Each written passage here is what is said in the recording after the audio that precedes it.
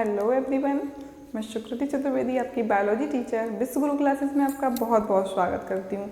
जैसा कि आपका चैप्टर चल रहा है जीवों में विविधता, उसमें मैं आपको पढ़ा रही थी आपके डिवीज़न, किंगडम प्लांटी के जितने भी डिवीज़न है मैं आपको पढ़ा रही थी। और मैं आपको पढ़ा चुकी थी थैलोफाइटा, ब्रायोफाइटा, टेरिडोफाइटा और जिम्नोस्पर्म। कल मैंने जो आपको लास्ट पढ़ाया था वो था जिम्नोस्पर्म, अनावृत बीजी, ऐसे पौधे जिनके भ्रूण पर, एम्ब्रियो पर क्या या बीज पर क्या नहीं होता है, बीज आवरण नहीं होता है। नेक्ड सीड होते हैं, जिनके नग्न बीजी होते हैं, उनको क्या कहते हैं, जिम्नोस्पर्म कहते हैं। ठीक है ना। आज आपका है एंजियोस्पर्म। एंजियोस्पर्म को क्या बोलते हैं, आवृत बीजी। तो मतलब यही समझ में आ रहा है सुनने से ही कि ऐसे प्लांट्स या ऐसे पौधे जिनके बीजों पर बीज आवरण पाया जाता है उन्हें क्या कहते हैं, आवृत बीजी या एंजियोस्पर्म। ये हाईली इवॉल्व्ड प्लांट होते हैं, यानी कि सबसे विकसित पौधे यही हैं जो प्रेजेंट समय में, वर्तमान समय में अपने यहाँ पाए जा रहे हैं। सबसे ज़्यादा विकसित पौधे वो कौन से हैं, आपके एंजियोस्पर्म, जिन्हें हम अपने चारों तरफ देख रहे हैं। मोस्टली वो क्या है, आपके एंजियोस्पर्म। अपनी जो दालें हैं, जो अनाज हैं, जो फ्रूट्स हैं, फल हैं, जितने भी फलदार पौधे हैं वो किसके अंतर्गत आएंगे, एंजियोस्पर्म के अंतर्गत। आप मटर खाते हैं, क्या है, एंजियोस्पर्म। सेम खाते हैं, बीन्स, क्या है, एंजियोस्पर्म। सरसों का जो तेल अपन यूज़ करते हैं, सरसों क्या होती है, वो भी क्या है, आवृत बीजी है। और सर्दी का सीज़न आने वाला है तो आपको क्या और मिलेगी, मूंगफली। तो इन सब में नोटिस करिएगा एक चीज़, जैसे मूंगफली है उसमें क्या होते हैं, दो पत्रक होते हैं। मूंगफली के दाने को आप तोड़ेंगे जब, तो वो कितने भागों में बटेगा, दो भागों में। तो पहले मैं आपको एक एग्जाम्पल से ही बताती हूँ कि बीज क्या होता है, बीज आवरण क्या होता है और फल वित्ती क्या होती है। देखिए, जैसे कि आपने देखा होगा मूंगफली, मूंगफली को आप जब तोड़ते हैं तो मूंगफली के सबसे ऊपर क्या होती है, यहाँ पे जैसे ये आपका दाना है, मूंगफली का क्या दाना है, मान लीजिए। इसमें आपने देखा होगा यहाँ पे अंदर एक नोक निकलती है, एक पॉइंटेड चीज़ निकलती है, उसको क्या बोलते हैं, भ्रूण। क्या बोलेंगे इसको, एम्ब्रियो, एम्ब्रियो बोलेंगे। और ये जो आपके दो पत्र निकलते हैं इनको बोलेंगे कॉटिलिडन। क्या बोलेंगे, कॉटिलिडन, यानी बीज पत्र। ये हो गए आपके बीज पत्र और ये हो जाएगा भ्रूण, एम्ब्रियो। ठीक है। अब देखो उसके ऊपर भी एक पतली सी क्या होती है, कवरिंग। ऐसे ही आपने देखा होगा चने को। ये दो एग्जाम्पल ऐसे हैं जिनमें आपको स्पष्ट रूप से क्या दिखेगा, भ्रूण, एम्ब्रियो दिखेगा और क्या दिखेगा, बीज पत्र दिखेंगे, कॉटिलिडन्स दिखेंगे। मटर में भी नहीं दिखता है, लेकिन चना और मूंगफली दो ऐसे एग्जाम्पल हैं जिसमें आपको कॉटिलिडन्स, एम्ब्रियो और सीड कवरिंग, यानी कि बीज पत्र स्पष्ट रूप से देखने को मिलेगा। चने के ऊपर जो रेड कलर का कवर होता है वो आपका होता है बीज पत्र, यानी सीड कोट या सीड कवरिंग। और जो उसकी दो दालें होती हैं वो होते हैं कॉटिलिडन्स। और ये होता है जो एक नोक सी होती है ऊपर, नोच जैसी, वो होता है आपका एम्ब्रियो। अब एम्ब्रियो से क्या होता है, आपका नया पौधा बनता है, जो जैसे चने का है या मूंगफली का है, तो वो किससे बनेगा, एम्ब्रियो से। अब अकेला एम्ब्रियो अगर होगा तो वो बढ़ेगा कैसे, तो उसे न्यूट्रिशन देने के लिए जब वो जर्मिनेशन होता है उसका, जब क्या अंकुरण होता है, आप चने को अंकुरित होने के लिए डालिए तो इस एम्ब्रियो से क्या निकलेगा, एक आपका नया प्लांट बनने के लिए, अंकुरण के लिए अंकुरण निकलता है। ठीक है, अंकुरण निकल गया। अब ये अंकुरण तो हो गया, अब इसको बढ़ाने के लिए, इसको बड़ा होने के लिए इसको न्यूट्रिशन कहाँ से मिलेगा, तो जो आपके ये कॉटिलिडन्स होते हैं ये क्या देते हैं इसको, पोषण। और अंकुरण के बाद ये कैसे हो जाते हैं, हरे कलर के, हरे रंग के हो जाते हैं। अभी आपने देखा चने की दाल कैसी होती है, पीली होती है ना। लेकिन जब अंकुरण हो जाएगा, देखो ये आपका चना है, ठीक है, इसका क्या हुआ, ये अंकुरण, ये किस में पड़ा है, मान लो मिट्टी में, ठीक है, हमने इसको मिट्टी में डाल दिया। अब क्या होगा, आपके ये जो कॉटिलिडन्स हैं ये क्या करेंगे, इसको पोषण देंगे और क्या करेंगे, ये हरे हो जाएंगे और इनकी संरचना कहाँ बढ़ेगी, आगे बढ़ेगी। यानी कि इन्हें हम कॉटिलिडन्स को क्या बोलते हैं, सीड लीव्स, यानी कि बीज की पत्तियां, यानी बीज की पत्तियां। क्यों बोलते बीज की पत्तियां, सीड लीव्स क्यों बोलेंगे, क्योंकि ये कैसी हो जाती हैं, अंकुरण के बाद हरे रंग की हो जाती हैं। तो देखिए ये आपके एक चने की दाल आ गई, एक ये, तो ये किसका काम कर रही हैं, पत्तियों का। और उसके बाद क्या होता है, आपकी और पत्तियां आने लगती हैं और आपका क्या बनने लगता है, प्लांट बनने लगता है। और नीचे क्या बनने लगती हैं, जड़ें बनने लगती हैं। तो एम्ब्रियो क्या करेगा, नया प्लांट विकसित करेगा, कॉटिलिडन्स क्या करेंगे, उसको पोषण देंगे और अंकुरण के बाद कॉटिलिडन्स हरे रंग के हो जाते हैं। ये किसकी विशेषताएं हो गई, बीजी अंकुरण की, या कि कैसे एक बीज से दूसरा प्लांट बनता है, ठीक है।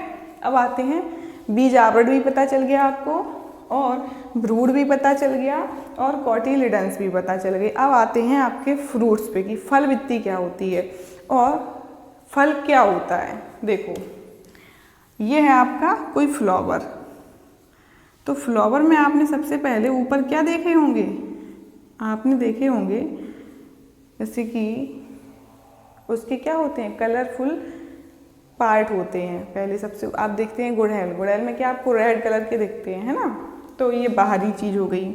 फिर अंदर क्या होता है, एक फूला हुआ भाग होता है जिसको हम पिस्टिल बोलते हैं। क्या बोलते हैं, पिस्टिल। और पिस्टिल के अंदर क्या होता है, आपकी ओवरी। ओवरी क्या होता है, फीमेल रिप्रोडक्टिव ऑर्गन या फीमेल रिप्रोडक्टिव पार्ट। देखो यहाँ पे क्या लगे होंगे, येलो कलर के एंथर लगे होंगे। क्या लगे होंगे, एंथर। एंथर क्या होते हैं, मेल रिप्रोडक्टिव पार्ट। क्या है ये आपका, मेल रिप्रोडक्टिव पार्ट। और ये क्या है, अंडाशय। अंडाशय हो गया। और इसमें आपका क्या होगा, ये बीज लगे हैं। क्या लगे हैं, बीज, ये जुड़े हैं। देखो परिपक्व अंडाशय को ही फल कहते हैं, यानी कि अंडाशय से ही क्या बनेगा, फल का निर्माण होगा। और फल के अंदर क्या होंगे, बीज होंगे। तो ये किस में होंगे, सिर्फ और सिर्फ एंजियोस्पर्म में। तो जैसे आपका ये एप्पल है, मान लो ये एक एप्पल लिया हमने, क्या लिया, एप्पल लिया, रफली बना रही हूँ, एप्पल ले लिया। और इस एप्पल में क्या हुआ, ये हो गया आपका गूदा वाला, गूदेदार स्थान हो गया, यानी पल्पी स्पेस हो गया। और इसमें अंदर आपने देखा होगा, आपको ब्लैक कलर के 2 सीड दिखते हैं, बीज दिखते हैं ना। ऐसा आप उसको जब काटोगे तो ब्लैक कलर के सीड दिखेंगे और सीड के ऊपर क्या होगा, सीड कोट होगा, है ना। और ये आपका हो गया फल। ये किससे बना है, अंडाशय से, ओवरी से, यानी परिपक्व अंडाशय को ही क्या कहते हैं, फल कहते हैं, है ना। और आपके एंजियोस्पर्म में क्या होता है, स्पेशल कैरेक्टर इसके क्या होते हैं, इसमें डबल फर्टिलाइजेशन होता है, दोहरा निषेचन किसमें पाया जाता है, आवृत बीजी में या एंजियोस्पर्म का ये एक लक्षण है। अब आगे की क्लास में जब आप जाएंगे तो इसके बारे में डिटेल में पढ़ेंगे। इनका एक स्पेशल फीचर होता है एंजियोस्पर्म का, इनमें क्या होता है, डबल फर्टिलाइजेशन, दोहरा निषेचन। बस आपको भी यही याद रखना है कि दोहरा निषेचन भी कोई चीज़ होती है जो किस में होती है, एंजियोस्पर्म में या आवृत बीजी में। और मैंने अभी क्या बोला था, ये जो आपका अंडाशय है, ओवरी, क्या है, ओवरी है, अंडाशय है, इससे ही क्या बनता है, फल बनता है, फ्रूट बनता है। और फ्रूट के अंदर क्या होते हैं, सीड होते हैं, बीज होते हैं, ठीक है। तो परिपक्व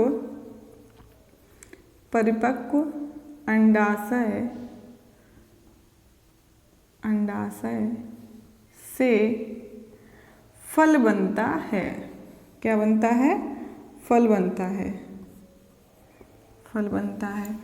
इसका एक स्पेशल फीचर क्या हो गया कि परिपक्व अंडाशय से ही फल बनता है। अब देखिए, मैंने आपको सबसे पहले क्या बता दिया, बीज, क्योंकि बीज से ही सब चल रहा था। आवृत बीजी, अनावृत बीजी, है ना। बीज जिन पे क्या नहीं है, आपके सीड कोट नहीं है, जिनके भ्रूण कैसे हैं, नग्न हैं, वो क्या हो जाएंगे, अनावृत बीजी।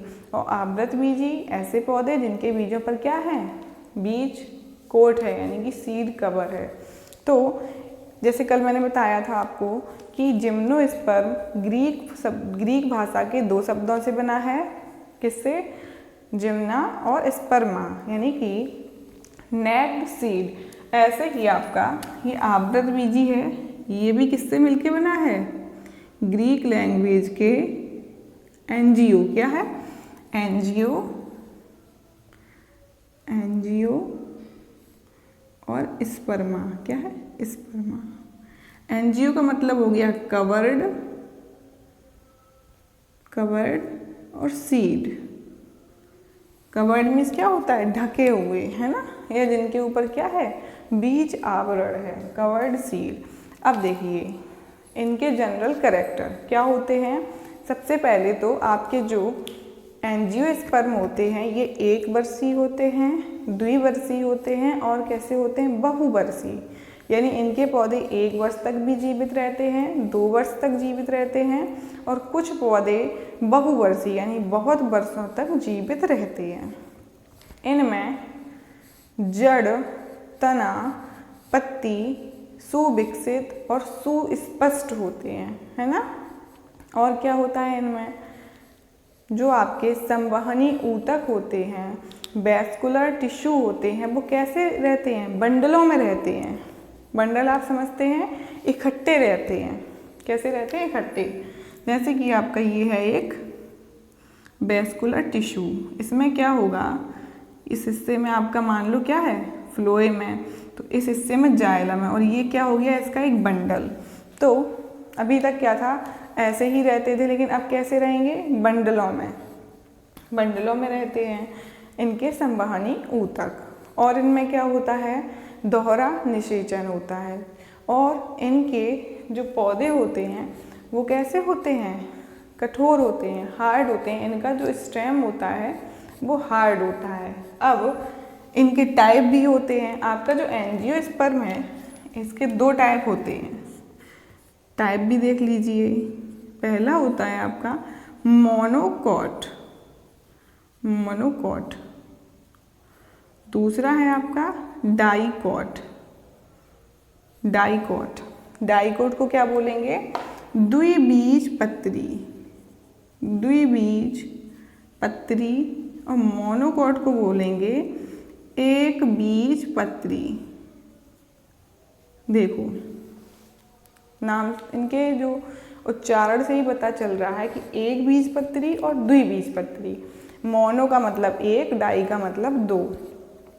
ऐसे पौधे जिनके बीजों में सिर्फ 1 पत्र होता है, यानी कि उन्हें 2 भागों में नहीं बांटा जा सकता, वो क्या कहलाते हैं, एक बीजपत्री पौधे। और जिनके बीज को आसानी से 2 भागों में तोड़ा जा सकता है वो कहलाते हैं आपके द्विबीजपत्री पौधे। ये आप प्रयोग घर पे कर सकते हैं। कैसे, आप कुछ दाने गेहूं के लीजिए या मक्का के, और कुछ किसके, चने के लीजिए, और उनको पानी में डाल दीजिए। तो आप क्या देखेंगे कि आप अगर गेहूं को तोड़ेंगे या मक्का को तोड़ेंगे तो उसके 2 बराबर भाग नहीं होंगे, या मक्के की दाल नहीं बनेगी। जैसे अपन अरहर की दाल के 2 दाने बना लेते हैं, मटर की दाल बना लेते हैं, चने की दाल बना लेते हैं, है ना। लेकिन क्या होगा, गेहूं से या मक्का से कोई भी 2 एक समान पत्र नहीं निकलेंगे, ठीक है। तो जिसमें 2 बीजपत्र हो जाएं, 2 कोटिलीडन हो जाएं, वो हो जाएंगे आपके द्विबीजपत्री, और जिनमें एक ही कोटिलीडन होता है वो क्या होंगे, एक बीजपत्री। अब इनमें डिफरेंस भी होता है, क्या डिफरेंस, मान लीजिए ये है आपके मोनोकॉट और ये हैं आपके डाइकॉट। तो एक बीजपत्री जो पौधे होते हैं, अभी कभी खेत में ही जाके देखिए, चने का पेड़ उखाड़ना, छोटा सा चने का पौधा उखाड़ना और एक गेहूं का पौधा उखाड़ना, तो आपको गेहूं के पौधे में ऐसे जड़ें मिलेंगी, क्या, रेशेदार। तो इनको क्या बोलेंगे, कोई भी मजबूत जड़ नहीं होगी, फाइब्रस होंगी, कैसी, रेशेदार। कैसी होगी, फाइब्रस रूट, यानी कि मोनोकॉट में कैसी रूट होगी, फाइब्रस रूट, फाइब्रस रूट। और इसमें कैसी होगी, प्राइमरी रूट, प्राथमिक जड़। डाइकॉट में क्या होगी, प्राइमरी रूट। प्राइमरी रूट को क्या बोलेंगे, प्राथमिक जड़, जिसमें क्या होगा, एक जड़ होगी, एक स्पष्ट जड़ होगी, फिर उसमें से थोड़ी छोटी छोटी निकली होंगी, लेकिन इसमें कोई भी स्पष्ट जड़ नहीं है। यानी कि मोनोकॉट में फाइब्रस या एडवेंटिशियस रूट होती है, जबकि डाइकॉट में प्राइमरी रूट होती है, प्राथमिक जड़ होती है। और एक बीजपत्री जो पौधे होते हैं उनमें आपके जो वैस्कुलर टिश्यू होते हैं वो किस फॉर्म में होते हैं, वैस्कुलर बंडल में, देखो।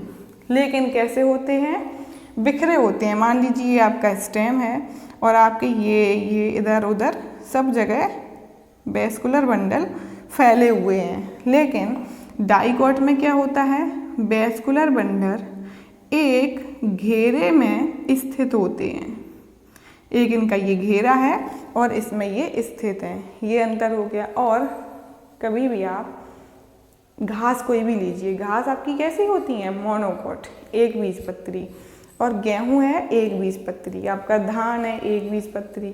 तो आप इनके पत्तियों को लीजिए, आपने गेहूं की पत्ती को लिया तो वो कैसी दिखेगी आपको, आपने गेहूं की पत्ती ली, देखिए तो गेहूं की पत्ती आपको ऐसी दिखेगी, कभी भी देख लेना इस टाइप की दिखेगी, और उसमें अंदर जो बेन्स बनी होंगी वो भी ऐसी ही बनी होंगी, कैसी बनी होंगी, ऐसी बनी होंगी, यानी पैरेलल, समांतर होंगी, एक दूसरे के समांतर, ऐसी बेन्स होंगी, ठीक है। यानी कि इनकी पत्ती कैसी होगी, समांतर विन्यास वाली, समांतर विन्यास वाली होगी। और जो आप डाइकॉट की लीफ देखेंगे वो कैसी होगी, जालिकावत सिरा विन्यास वाली, उसमें बाकायदा क्या बनी होंगी, एक मिडरिब होगी, मध्य सिरा होगी, और उसमें क्या फिर होंगी, जाल सा बिछा होगा बेन्स का, क्या बिछा होगा, जाल सा। इसको बोलेंगे रेटिकुलेट, रेटिकुलेट वेनेशन, यानी कि जालिकावत सिरा विन्यास होता है। और इसमें कैसा होता है, समांतर, इसमें समांतर होती हैं और इसमें जालिकावत सिरा विन्यास होता है। और क्या अंतर होता है कि आपके जो मैंने बताया था स्टोमेटा, मैं आपको पिछली क्लास में, पिछले चैप्टर में पढ़ाया था कि स्टोमेटा होते हैं, क्या होते हैं, पर्णरंध्र। तो मोनोकॉट में दोनों सतहों पर, यानी कि ऊपर की सतह पर और ये अंदर की सतह पर, पीछे की तरफ, दोनों पर क्या होते हैं, स्टोमेटा, ठीक है। लेकिन इसमें क्या होता है, सिर्फ एक सतह पर ही स्टोमेटा पाए जाते हैं। तो अब मैं आपको सारा कुछ बता चुकी हूँ, एंजियोस्पर्म के जनरल कैरेक्टर भी बता चुकी हूँ। अब आता है नंबर नोट करवाने का। उससे पहले कल मैंने आपको एक चीज़ बताई थी जिम्नोस्पर्म में, कि जिम्नोस्पर्म में जाइलम में क्या एब्सेंट होती हैं, जाइलम बेसिल्स नहीं पाई जाती हैं। क्या नहीं पाई जाती, जाइलम बेसिल्स। और फ्लोएम में कंपेनियन सेल्स नहीं पाई जाएंगी। कल की क्लास में कल के नोट्स में ऐड कर लीजिएगा कि जाइलम में जाइलम बेसिल्स एब्सेंट होती हैं और फ्लोएम में कंपेनियन सेल एब्सेंट। और कंपेनियन सेल्स को क्या बोलेंगे, सखी कोशिकाएं, सखी कोशिकाएं या सह कोशिकाएं बोलेंगे। तो जिम्नोस्पर्म के स्पेशल फीचर क्या हो जाएंगे, जाइलम में जाइलम वेसल्स नहीं होगी और फ्लोएम में कंपेनियन सेल्स नहीं होगी। कुल मिला के जिम्नोस्पर्म कंप्लीट नहीं थे, लेकिन एंजियोस्पर्म आपके बिल्कुल कंप्लीट हैं। इनमें जाइलम की चारों कोशिकाएं होंगी, फ्लोएम की चारों कोशिकाएं होंगी, वेस्कुलर बंडल होंगे और क्या होगा, जड़ तना पत्ती होगी, फल का फल आवरण भी होगा, बीज का बीज आवरण भी होगा और फल भी होगा और एम्ब्रियो तो होगा ही, है ना। और एक चीज़ और है कि आपका सबसे बड़ा जो प्लांट है, सबसे ऊंचा जो प्लांट है वो किसके अंतर्गत आता है, जिम्नोस्पर्म के अंतर्गत, और उसका नाम है कोस्टल रेडवुड। यानी कि जो टॉलेस्ट प्लांट है, सबसे ऊंचा पेड़ है, वो क्या है, कोस्टल रेडवुड, और किसके अंतर्गत आता है, जिम्नोस्पर्म। यानी कि जिम्नोस्पर्म का ही जो प्लांट है वो दुनिया का सबसे ऊंचा पौधा है ना, टॉलेस्ट प्लांट है आपका कोस्टल रेडवुड। स्पेशल फीचर में इसको नोट कर लीजिएगा कि सबसे ऊंचा या लंबा पौधा कौन होता है, कोस्टल रेडवुड, जो एक जिम्नोस्पर्म है ना। और फ्लोएम में कंपेनियन सेल्स नहीं पाई जाती हैं और जाइलम में जाइलम वेसल्स नहीं पाई जाती हैं। जिम्नोस्पर्म के ये दो और स्पेशल नोट्स थे, आपको नोट कर लेने हैं। अब करेंगे एंजियोस्पर्म को नोट। तो जैसा कि मैं आपको एंजियोस्पर्म के जनरल कैरेक्टर के बारे में बता चुकी थी और बता चुकी थी कि एंजियोस्पर्म में क्या क्या विशेषताएं होती हैं, तो वही एक बार मैं और बता दे रही हूँ और आपको ये नोट करनी है। देखिए, सबसे पहले एंजियोस्पर्म को क्या बोलते हैं, आवृत बीजी। क्यों बोलते हैं, क्योंकि इनके बीजों पर क्या होता है, कवरिंग होती है। तो इसे क्या बोलेंगे, एंजियो का मतलब कवर्ड, स्पर्मा का मतलब सीड। ऐसे पौधे जिनके सीडों पर, जिनके बीजों पर क्या होती है, कवरिंग होती है, उन्हें बोलते हैं आवृत बीजी। और इनके जनरल कैरेक्टर देखो, पहला है ये पादप एक वर्षीय, कैसे होंगे, आपकी जितनी भी फसलें होती हैं एक वर्षीय होती हैं या द्विवर्षीय होती हैं, है ना। एक वर्षीय, द्विवर्षीय तथा बहुवर्षीय होते हैं। दूसरा है, इनमें जड़ तना पत्तियां पूर्ण विकसित होती हैं तथा संवहन ऊतक बंडलों में विन्यासित होते हैं। संवहन ऊतक कैसे होते हैं, बंडलों में होते हैं। और इनमें पुष्प यानी कि फ्लावर पाए जाते हैं, ठीक है। तो इसीलिए इनको क्या बोलते हैं, एंजियोस्पर्म प्लांट को फ्लावरिंग प्लांट भी कहते हैं। पुष्पीय पौधे क्या बोलेंगे, इनको क्या बोलेंगे, पुष्पीय पौधे, क्योंकि इनमें ही क्या बन रहा है, फूल बन रहा है। और फूल में क्या होता है, अंडाशय, और अंडाशय से क्या बन रहा है, फल। अभी तक किसी में भी फल नहीं बना था, है ना। तो इन्हें ही क्या बोलेंगे, फ्लावरिंग प्लांट, पुष्पीय पौधे। और इनके बीज अंडाशय के अंदर बनते हैं, जो बाद में क्या बनाते हैं, फल बनाते हैं, है ना। ये पादप सर्वाधिक विकसित होते हैं। मैंने आपको पहले ही बता दिया है कि जो आपके एंजियोस्पर्म हैं, ये वर्तमान समय में सबसे विकसित पौधे होते हैं। इनमें भोजन का संचय बीज पत्र को क्या बोलेंगे, कॉटिलिडन्स, और एंडोस्पर्म को क्या बोलेंगे, भ्रूण। देखो, अभी जो आपका ये डबल फर्टिलाइजेशन आया है, क्या आया है, डबल फर्टिलाइजेशन, उससे क्या बनेगा, आपका एंडोस्पर्म बनेगा, भ्रूण पोष बनेगा। आप जो नारियल खाते हैं, और नारियल में आप क्या खाते हैं, जो उसके वाइट पार्ट खाते हैं, जिसको आप बोलते हैं गरी, क्या बोलते हैं, गरी। तो वो गरी आपकी क्या होती है, एंडोस्पर्म होता है, भ्रूण पोष होता है। तो कुछ में आप क्या खाते हैं, बीजों में क्या खा रहे हैं आप, कॉटिलिडन्स, बीज पत्र खा रहे हैं। फलों में क्या खा रहे हैं आप, परिपक्व अंडाशय को खा रहे हैं और भ्रूण पोष को खा रहे हैं। तो भोजन कहाँ कहाँ संचय होगा, बीज पत्रों में और भ्रूण पोष में, ठीक है। और अंकुरण के बाद मैंने बताया था कि आपका जो सीड जर्मिनेशन हो रहा था और इसमें क्या लग रहे थे आपके ये बीज पत्र, ये कैसे हो जाते हैं अंकुरण के बाद? हरे कलर के, ग्रीन कलर के हो जाते हैं। इसीलिए इनको क्या बोलते हैं? Cotyledons also called seed leaves. Cotyledons को बाद में हम लोग क्या बोलते हैं कि बीज की पत्तियाँ, सीड लीव्स बोलते हैं।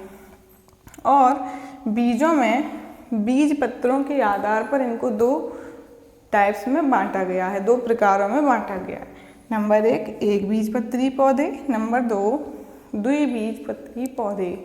तो उम्मीद करते हैं कि आपको आपका ये लास्ट डिवीज़न क्या था, एंजियोस्पर्म, समझ में आया होगा। अब आते हैं, मैंने आपको बता ही दिया था कि एक बीजपत्री द्विबीजपत्री पौधों में अंतर, तो उन्हें नोट डाउन भी कर लेते हैं ना। तो आते हैं, आपका लिखते हैं क्या, difference between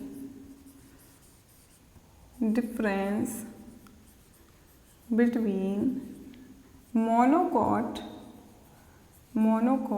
and dicot plant.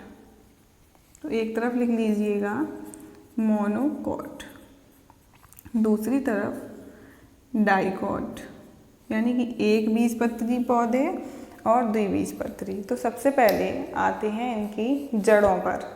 मैंने आपको बताया था इनमें कैसी जड़ें होती हैं, अपस्थानिक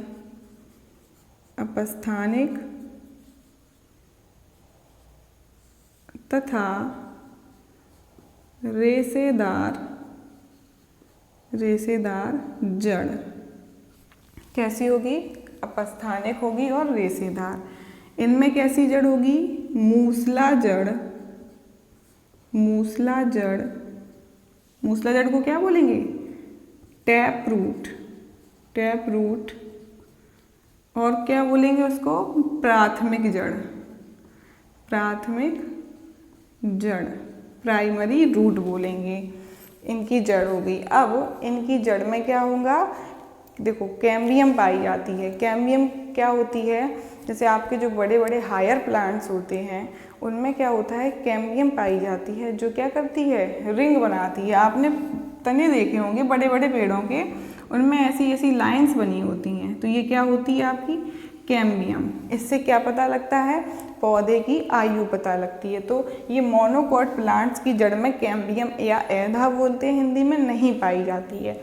जबकि डाइकॉट प्लांट जो बड़े बड़े होते हैं उनमें क्या होता है, एधा पाई जाती है। तो लिख लीजिएगा,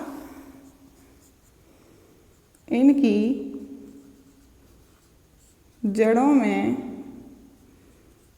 में कैम्बियम एधा नहीं होती है।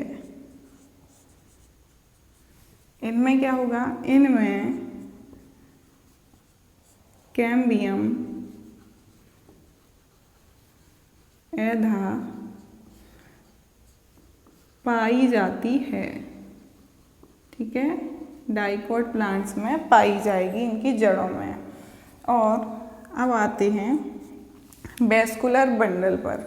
तो मोनोकॉट में क्या होगा, इनके स्टेम पे आते हैं। तो मोनोकॉट के स्टेम में वेस्कुलर बंडल बिखरे हुए रहते हैं, स्कैटर्ड रहते हैं, और इसमें क्या रहते हैं, एक घेरे में रहते हैं। तो लिख लीजिएगा, इनके तने में संवहन ऊतक, संवहन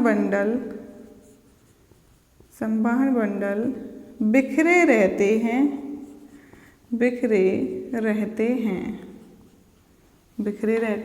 और कितने होते हैं, 18 से 20, संख्या कितनी है, तथा 18 से 20 होते हैं। इनकी संख्या कितनी होती है, 18 से 20।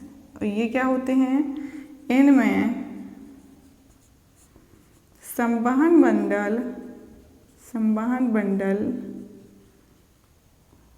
घेरे में रहते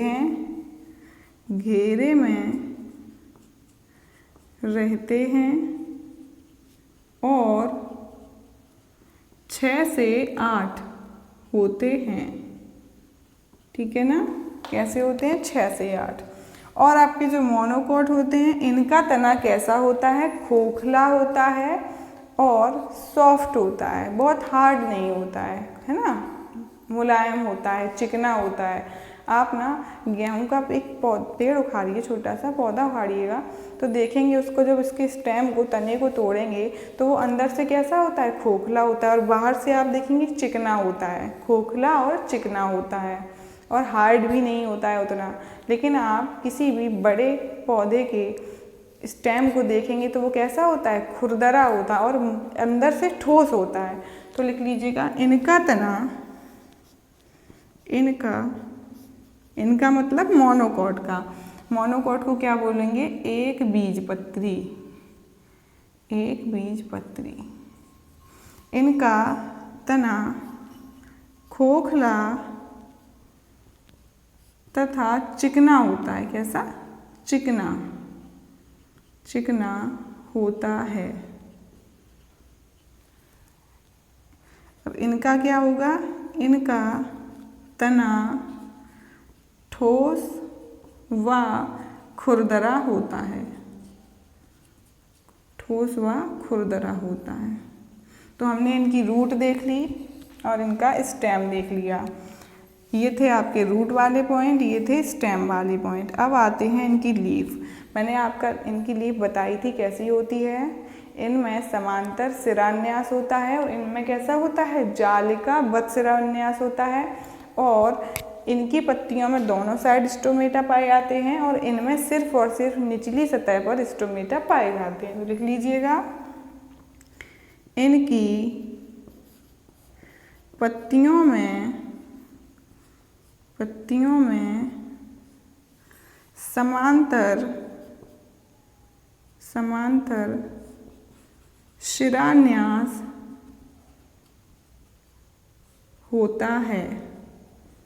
होता है और इनमें, इनकी पत्तियों में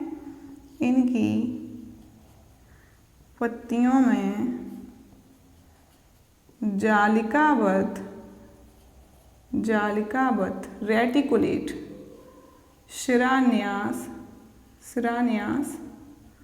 होता है। और क्या है? ये आपके लीफ वाले पॉइंट हो गए। स्टोमेटा यानी कि पर्णरंध्र दोनों सतहों पर पाए जाते हैं। इनमें क्या है? सिर्फ निचली सतह पर पाए जाते हैं। तो देखो, इतने पॉइंट समझ लीजिएगा, फिर मैं आपको और पॉइंट है तो इन्हें साफ करके फिर लिखवाऊंगी। देखो, एक बीजपत्री पौधे में क्या होती हैं? अपस्थानिक जड़ें या रेशेदार जड़ें। ठीक है, इसमें होती है मूसला जड़ या प्राथमिक जड़। और इनकी जड़ों में क्या होता है? कैम्बियम नहीं पाई जाती है, ऐदा नहीं पाई जाती है और इनमें कैम्बियम पाई जाती है। इनके तने में संवहन मंडल बिखरे हुए पड़े रहते हैं। कैसे बिखरे हुए? इधर उधर। और इसमें कैसे होते हैं? एक निश्चित लाइन में, यानी एक निश्चित घेरे में होते हैं, है ना।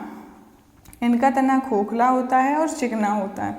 इनका तना ठोस और खुरदरा होता है और इनकी पत्तियों में शिरान्यास कैसा होता है? समांतर। और इनकी पत्तियों में जालिकाबद्ध। मैंने बताया था कि समांतर शिरान्यास ऐसा, इनकी पत्तियां ऐसी होती हैं और जालिकाबद्ध में एक जाल सा बना रहता है। बीच में क्या होती है? मध्य शिरा होती है ना। और पर्णरंध्र दोनों सतह पर पाए जाते हैं और आपकी डाइकॉट की जो लीव्स होती हैं उनमें पर्णरंध्र आपके क्या होंगे? सिर्फ और सिर्फ निचली सतह पर होंगे। तो आपने क्या है? रूट में अंतर देख लिया, स्टेम में अंतर देख लिया और लीफ में अंतर देख लिया। अब आते हैं इनके फूलों में अंतर क्या होता है और इनके बीजों में क्या अंतर होता है। तो देखो, आपने फूल देखा है, फूल के जो फ्लावर के पार्ट होते हैं वो कैसे होते हैं? फूल में क्या होता है? बाह्यदल होता है, बाह्यदल होते हैं दल होते हैं और दलपुंज होता है ना, ये सब चीज़ें होती हैं। जब आप फ्लावर के पार्ट पढ़ेंगे तो आपको समझ में आएगा। देखो जैसे कि आपने कोई फ्लावर देखा, ये है, उसमें ये क्या है, बाह्यदल। तो ये कितने हो गए, 5, 1 2 3 4 5, ठीक है। और एक दूसरा फ्लावर है, उसमें कितने हैं, 6। तो जितने भी आपके मोनोकॉट्स होते हैं, यानी एक बीजपत्री पौधे होते हैं, उनमें जो आपके बाह्यदल या दल होते हैं, यानी कि पुष्प के जो भाग होते हैं, बाह्यदल या दल, वो कितने होते हैं, 3 के गुणज में होते हैं या 3 होते हैं। और द्विबीजपत्री में वो 4 होते हैं या 5 होते हैं, यानी कि 5 के गुणज में। यानी कि 3 का गुणज क्या होगा, 3 की टेबल में क्या क्या आता है, 3 आएगा, 6 आएगा, 9 आएगा, है 12 आएगा, और 5 में 5 आएगा, 10 आएगा, 15 आएगा, ठीक है। 4 में 4, 8 और 12। तो लिख लीजिएगा, इनके पुष्पों के भाग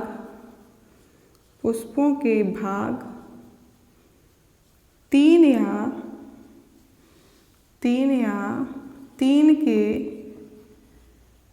के गुणज में होते हैं।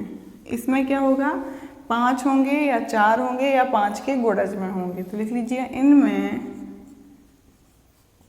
इनमें पुष्पों के भाग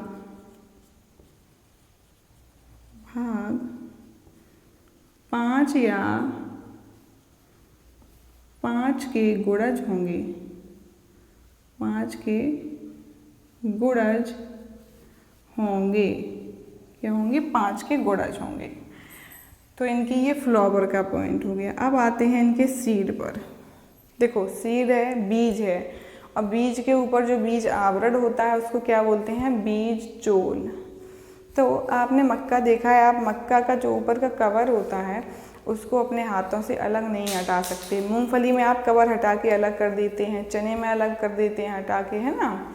और किसमें, अपनी जितनी भी दालें हैं, मटर है, उसमें भी हट जाता है, लेकिन गेहूं का और मक्के का आप कवर नहीं हटा सकते। तो लिख लीजिएगा, बीज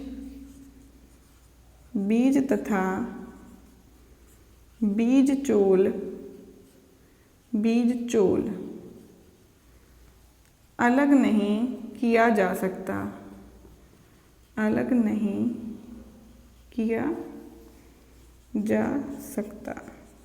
जबकि द्विबीजपत्री पौधों में क्या है, बीज तथा बीज आवरण को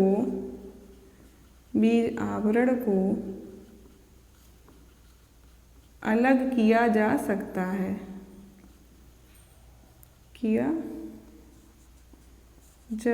है, देखो। और इनमें क्या है, खाने योग्य भाग क्या था, भ्रूणपोष या एंडोस्पर्म। मैंने बोला था कि जो भोजन संचय होता है वो एंडोस्पर्म के रूप में होता है और कोटिलिडन्स के रूप में।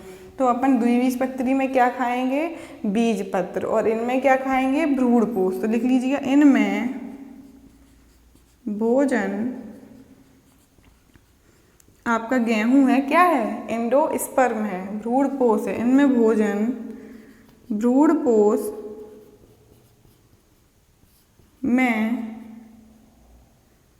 संचित होता है। इसमें क्या है, इनमें भोजन बीज पत्रों में संचित होता है। बीज पत्र को क्या बोलेंगे, कोटिलिडन्स, और भ्रूणपोष को बोलेंगे एंडोस्पर्म में संचित होता है। तो देखिए एग्जाम्पल भी लिख लीजिएगा। मोनोकॉट के एग्जाम्पल हैं व्हीट यानी कि गेहूँ, मक्का को मेज, और इसमें क्या आ जाएंगे आपके पी, मटर, और बीन्स, बीन्स यानी कि सेम आ जाएगी और चना आ जाएगा, है ना। ये हो गए आपके डाइकॉट, द्विबीजपत्री पौधे। ठीक है, तो आज मैंने आपको क्या बताया, एक क्विक रिवीजन है कि एंजियोस्पर्म प्लांट क्या होते हैं और फल कहाँ से बनता है और बीज में कौन कौन से भाग होते हैं और बीज अंकुरण के समय जो बीज पत्र होते हैं वो हरे हो जाते हैं और पत्ती की तरह कार्य करने लगते हैं और उसके पौधे को क्या देते हैं, भोजन देते हैं, है ना, उसका पोषण करते हैं। आपका पौधा पहले किससे पोषण लेता है, कोटिलिडन से यानी बीज पत्रों से। फिर मैंने आपको बताया इनके जनरल कैरेक्टर क्या होते हैं। ये एक वर्षीय, द्विवर्षीय, बहुवर्षीय होते हैं। इनमें वैस्कुलर बंडल यानी संवहन ऊतक बंडल के रूप में होते हैं और इन पौधों में क्या होता है, विकसित जड़ तना पत्ती होती है और ये आपके वर्तमान समय में सबसे विकसित प्लांट हैं, हाईली इवॉल्व्ड प्लांट हैं और इनमें क्या पाया जाता है, दोहरा निषेचन, डबल फर्टिलाइजेशन पाया जाता है। कोटिलिडन्स को क्या बोलते हैं, सीड लीव्स बोलते हैं और ये दो प्रकार के होते हैं, एक बीजपत्री पौधे और द्विबीजपत्री पौधे। एक बीजपत्री और द्विबीजपत्री पौधों में क्या अंतर होता है। तो उम्मीद करते हैं कि आज की क्लास समझ में आई होगी और जो भी आपका डाउट रहता है तो उसे बताइएगा, ठीक है।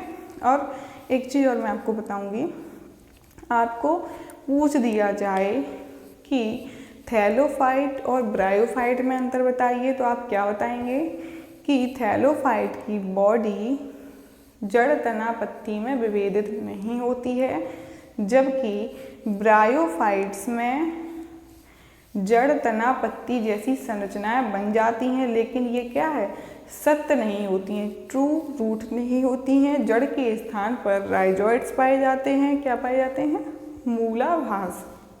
और ये कैसे होते हैं, उभयचर होते हैं, ये जल में भी रहते हैं और थल में भी रहते हैं। लेकिन जो आपके थैलोफाइट्स होते हैं वे मोस्टली एक्वेटिक होते हैं, जली होते हैं। ऐसे ही अगर ब्रायोफाइट और टेरिडोफाइट में अंतर पूछा जाए तो आप क्या बताएंगे कि टेरिडोफाइट में सत्य, ट्रू रूट, लीफ और क्या है, स्टेम पाया जाता है, जबकि ब्रायोफाइट में ट्रू रूट, लीफ और स्टेम नहीं पाया जाता है। और क्या होता है, टेरिडोफाइट्स में आपके संवहन ऊतक बन जाते हैं, जबकि ब्रायोफाइट्स में संवहन ऊतक नहीं बने होते हैं। अब आते हैं आपके टेरिडोफाइट और जिम्नोस्पर्म में अंतर पे। तो टेरिडोफाइट में क्या हुआ था, संवहन ऊतक बन गए थे, ठीक है ना, और जड़ तना पत्ती बन गई थी, लेकिन उनमें क्या नहीं बना था, बीज। और जिम्नोस्पर्म में आपके बीज बनने शुरू हो गए थे, क्या हो गया था, बीज बनने शुरू हो गए थे। और आपके जिम्नोस्पर्म और एंजियोस्पर्म में क्या अंतर आ जाएगा कि इनके पौधों पर बीज आवरण होता है, जबकि जिम्नोस्पर्म में बीज आवरण नहीं पाया जाता है और एंजियोस्पर्म में फल पाया जाता है, जबकि जिम्नोस्पर्म में फल नहीं पाया जाता है। कुल मिलाकर मतलब मेरा ये है कि मैंने जैसे जैसे आपको डिवीज़न पढ़ाए हैं उसी के आधार पर आप उनमें अंतर खुद से बनाकर लिख सकते हैं, है ना। और आप कोशिश करिएगा कि आप उनके जो अंतर हैं उन्हें एक चार्ट के रूप में बनाकर लिख लीजिएगा, तो आपको इससे क्या है, डिवीज़न में अंतर भी पता चल जाएगा और पढ़ने में आसानी रहेगी, है।